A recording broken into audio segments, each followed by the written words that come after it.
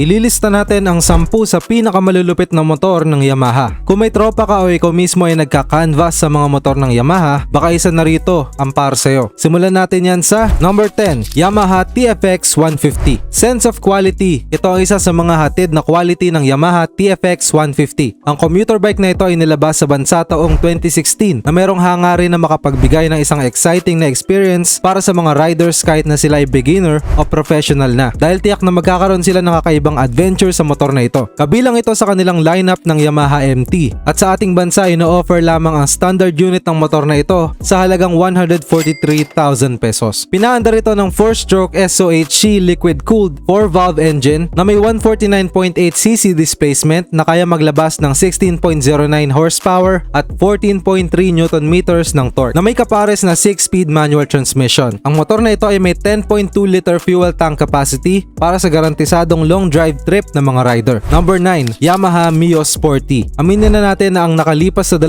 taon na pagkakakulong natin sa mga bahay dahil sa pandemic ay isang napakalaking pasakit sa atin, lalo na para sa mga nawalan ng trabaho. Pero isang malaking salamat sa Yamaha Mio Sporty dahil naging katuwang siya ng mga riders na lumipat sa trabahong pagde-deliver habang nasa pandemic ang lahat dahil isa ito sa mga pinaka-essential na racket ng mga panahong iyon. Ang light at nimble characteristic ng Mio Sporty ang siyang nagpaangat sa katangian nito bilang isang scooter. Sa tulong ng not so tall na seat height ng motor na ito ay pasok na pasok din ito para sa mga average height ng mga Pilipino. Isa ang mga scooter sa pinakamagandang options pagdating sa mga private vehicles dahil sa mga esteemed traits nito at sa fuel efficiency na nakadagdag pa sa easy drivability ng motor. Ang buong Mio lineup ng Yamaha ay isa sa mga pinakakilalang motor sa bansa simula pa noong taong 2007. Sa kasalukuyan ay meron 2 variant ng Mio Sporty sa bansa at may estimated price na 67,000 pesos hanggang 69,000 pesos. Kahit pa na isa sa mga pinaka-affordable na model ng Mio lineup ang Sporty, ay sinigurado naman ng brand na maganda ang mga features na maihahain nito. Dahil pinaandar ito ng 114cc air-cooled 4-stroke SOHC 2-valve engine na nakadugtong sa V-belt automatic transmission ng brand. At kaya nito maglabas ng 8 horsepower at 7 Nm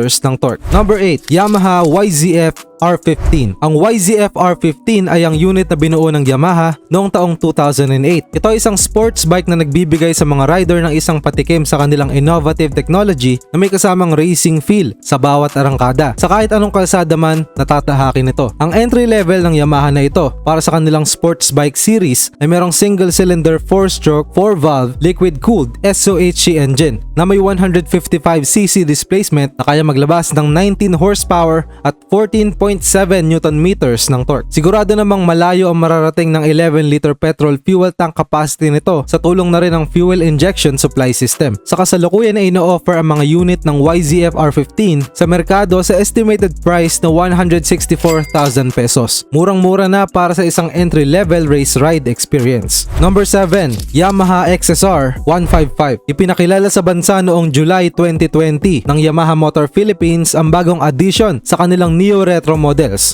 ang XSR 155. Ang modelong ito ay merong katulad na style sa kanilang XSR series. Pero anong kaibahan nito mula sa naunang unit ng series? Well, ang XSR 155 ay merong pinagsamang classic at timeless na style. Sa tulong na rin ng modern technology ay na-improve pa ang reliability ng motor dahil mas reliable pa ito kaysa sa kapitbahay mo na magbabayad daw sa katapusan. At syempre hindi pa rin mawawala ang mayaman nitong racing heritage. Dinisenyo ang XSR 155 para ipakita ang sense of freedom, hindi katulad ng ibang motor na kamukha o katulad nito. Sa ngayon ay may estimated price na 162,000 pesos ang isang unit ng motor na ito. Pinaandar ito ng single-cylinder 4-stroke 4-valve liquid-cooled SOHC engine na nakadugtong sa 6-speed manual transmission at kayang maglabas ng 19 horsepower at 10,000 RPM at 14.7 Nm at 8,500 RPM ng torque. Fuel injection naman ang matatagpuan sa fuel supply system nito habang ang fuel capacity ng unit na ito ay umaabot ng 10 liters na merong TCI ignition system at electric starting option. Ang XSR 155 ay merong Delta box frame. Sinundan nito ang silhouette ng mas malaki nitong kapatid na XSR. Pinagsama ang quality ng mga retro motorcycles at modern sports bikes para makapagbigay ng mas magandang tindig sa bike na ito. Pwede na nga itong ihalera sa mga super sport, naked at retro categories ng mga motorsiklo. Pero kahit may mga ganitong qualities ito, ay litaw na litaw pa rin ang Neo Retro package. Number 6, Yamaha Sight. Sa kasalukuyan Ngayon ay merong dalawang variants na ginawa ang Yamaha sa model ng Sight. Ang spoke wheel at cast wheel variant nito na nagkakahalaga ng halos 59,000 hanggang 62,000 pesos sa merkado. Isa sa mga aim ng Yamaha Sight ay i-cater ang mga nagbabalak magmotor kaysa mamasahe araw-araw. Ginawa ng Yamaha ang model na ito na kayang-kaya ng bulsa ng kung sino man maghahangad ng isang motor na makakatulong lampasan ang nakakaburyong traffic sa kalsada. Inilabas ang commuter bike nito taong 2017. Efficiency, simplicity at performance ang ilan sa mga pangako ng motor na ito. At napanindigan naman nila, lalo na nang sinabi ng Yamaha ang 129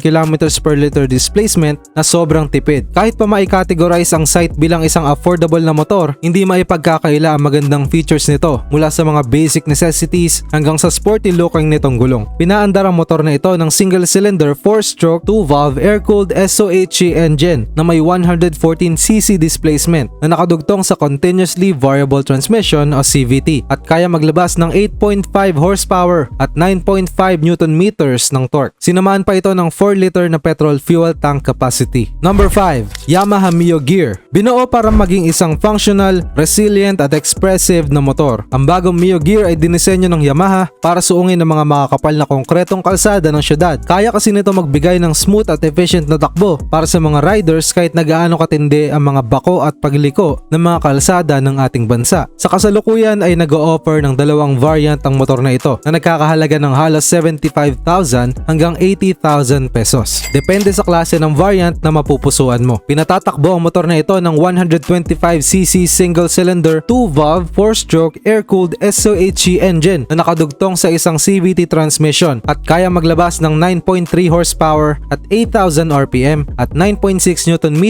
at 5,500 RPM na torque. Ang 4.2-liter petrol tank nito ay may 50 km per liter ayon sa mga reviews. Siguradong kayang dalhin nito ang mga rider sa isang mas malayo at adventurous na paglalakbay sa kalsada. Number 4, Yamaha Mio 125. Pinatatakbo ng 125cc air-cooled 4-stroke 2-valve engine na nakadugtong sa V-belt automatic transmission ang stylish na two-wheeler Mio i 125 ng Yamaha at kaya nito maglabas ng halos 9.3 horsepower at 10 Nm ng torque. Ang cool at trendy na Mio i 125 ay isa sa mga may pinakamagandang reputasyon sa merkado dahil sa pamamayagpag ng Mio segment simula pa nung taong 2007 ay naging maganda na ang dating ng Mio sa masa, lalo na para sa mga millennials na tumatangkilik sa stylish design at magandang color choices nito. At lahat ng ito ay makukuha mo sa mga stylish, youthful at fun motorcycles na gawa ng Yamaha. Number 3, Yamaha Mio Aerox 155. Isa sa mga pinaka-powerful na automatic scooter sa kasalukuyang merkado ng bansa. Ito ay ang Mio Aerox 155 ng Yamaha. Ang motor na ito ay pinapaandar ng single-cylinder 4-stroke 4-valve liquid-cooled SOHC engine na merong displacement na 155cc na kaya maglabas ng 15 horsepower at 8,000 RPM at 13.8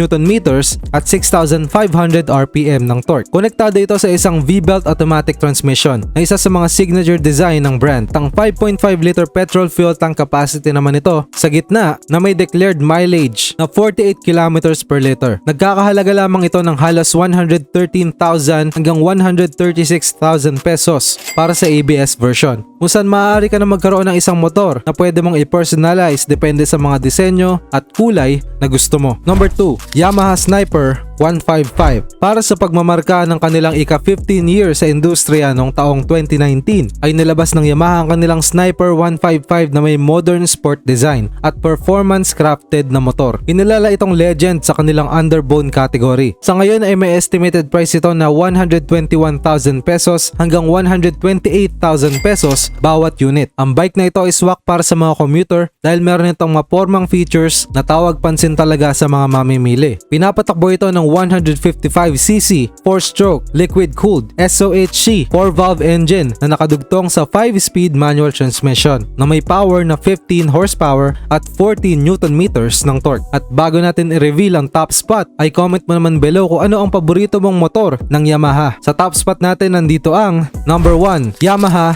NMAX. Inilabas sa bansa taong 2015, ang Yamaha NMAX scooter ay ang isa sa mga pinakatinatangkilik ng masa at naging best-selling unit ng brand. Ang mga scooter ang isa sa mga pinaka nag-dominate sa sales nung nakaraang 2018 kung saan halos 577,000 units ng scooter ang nabenta sa bansa at siguradong naging malaki ang porsyento ng NMAX sa numerong ito. Sa clean looks nito na sinamahan pa ng disenteng performance, ang scooter na ito ay siguradong magbibigay sa iyo ng malaking confidence sa bawat arangkada. Sa kasalukuyan na ino-offer ang dalawang variant nito sa halagang 119,000 pesos para sa 2020 model at 151,000 naman para sa ABS variant. Pinatatakbo ito ng liquid-cooled 155cc 4-stroke SOHC 4-valve engine na nakadugtong sa Continuously Variable Transmission o CVT o ang V-belt kung tawagin ito ng Yamaha. Kaya nito maglabas ng 15.18 horsepower at 13.9 Nm ng torque. Kasama nito ang disc brake sa parehong gulong at ang telescopic fork front suspension na may kapares na unit swing rear suspension na nagbibigay angas sa backbone framed scooter na ito. Mag-like at subscribe na for more contents na katulad nito. Salamat sa panonood!